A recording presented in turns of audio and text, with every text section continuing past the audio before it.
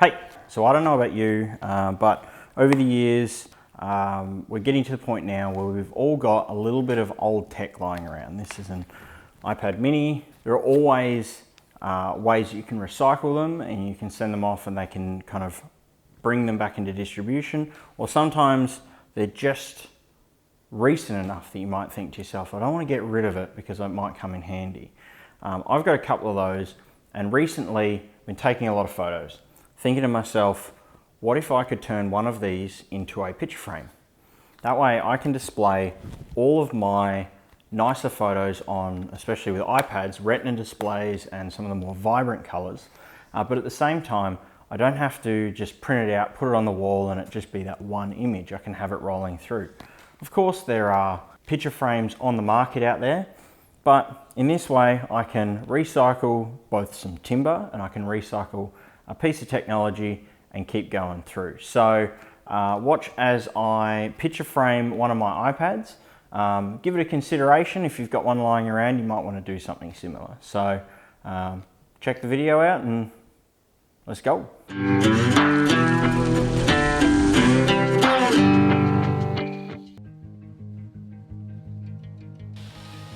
Okay, so starting off with a piece of jarrah left over from previous jobs. So we're going to rip down some strips. They're about 3 centimeters wide by the width of that, so I would say probably another 3 centimeters. Let's run a rabbet along the bottom of it. So this is kind of a 2-part rabbet because I don't have a dado blade. So you run a cut down the center of your piece, or at least with whatever width you need for the frame, and then you cut a second cut, which you'll see in a couple of seconds. So there's your second cut, and then that will carve out a piece, effectively turning that original piece into one of the tops and sides of your picture frame. I find it to be a relatively simple cut, but I have messed it up a few times because I didn't measure properly. What we're doing now, so we'll use a chisel just to make sure that it's got a nice proper corner on it. So I use a Diablo finishing blade, and the teeth have a kind of a sawtooth kerf on them, which effectively means that the kerf itself is not flat, so you have to flatten them out later on. So once we have done a quick test fit, we'll start using the miter saw to cut the miters.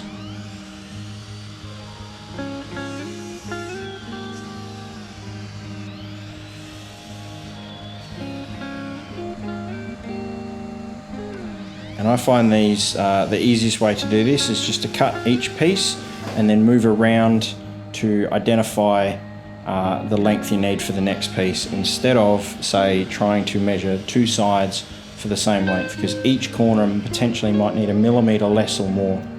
And I always cut them a little bit longer so I can cut them shorter if I need to. So another test fit, and it's starting to look like the end product.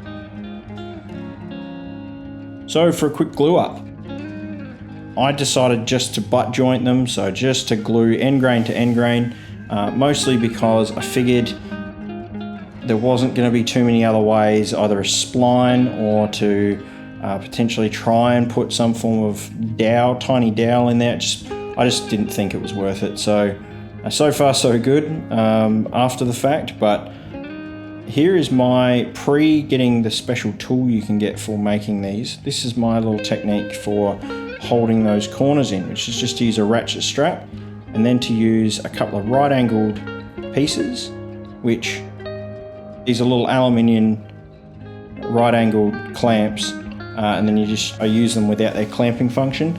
Clamp them in, and then that's obviously going to pull any smaller imperfections out of those mitered corners and set everything square.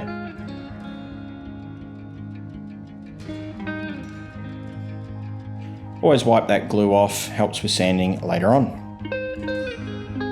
So I'll end up using a piece of acrylic as the back plate, and this is just so that iPad can come in and out, and I'll explain the finer details a bit later. So we'll sand from 80 grit up to 240. You've heard me talk on this a few other times, so just hit it with that sander and some slow-mo sanding. Sander oscillates too fast for the slow-mo to really look good, but I thought I'd try it. Now to drill some holes. These will eventually be used to affix the back plate onto the frame itself.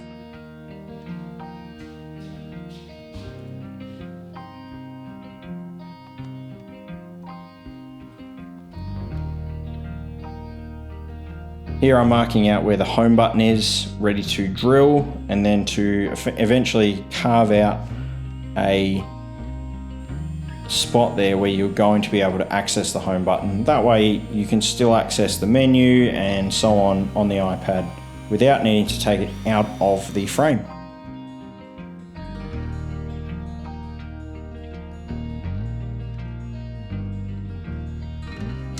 The screws I chose to use were little brass screws. I had a few left over from a previous job, and they'll be pretty small, so you're not going to notice them, and they're not going to likely stress the wood that is quite thin, as you can see around the edges.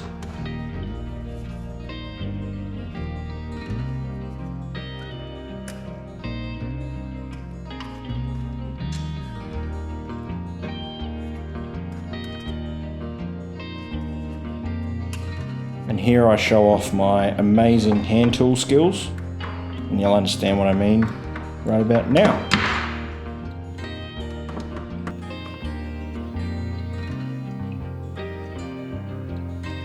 To finish out, 2 coats of wipe-on poly, or any finish of course that you prefer. On any of these type projects I might typically use wipe-on poly because it's quite a protective and kind of a set and forget, but if you prefer going around and polishing everything multiple times a year, you might choose to use a French polish or something similar. But I think it looks great. So there we have it.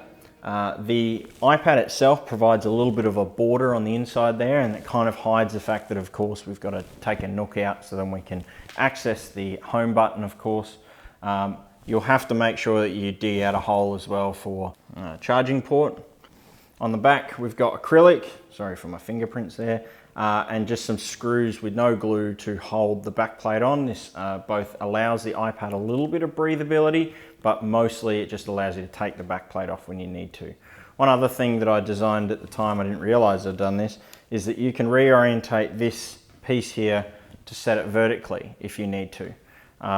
Personally, I'm going to leave it in landscape, but it's just an opportunity. One single screw will do that for you. Of course, the benefit of having an iPad over just framing any old picture is we can swipe through and have a look at plenty of other photos, or as well, typically these albums have a slideshow option and you can watch all of your photos roll through. So mine sits on this function for most of the day. If you liked this one or like similar stuff that I put out, then of course like, comment, subscribe, and we'll see you on the next one. Cheers.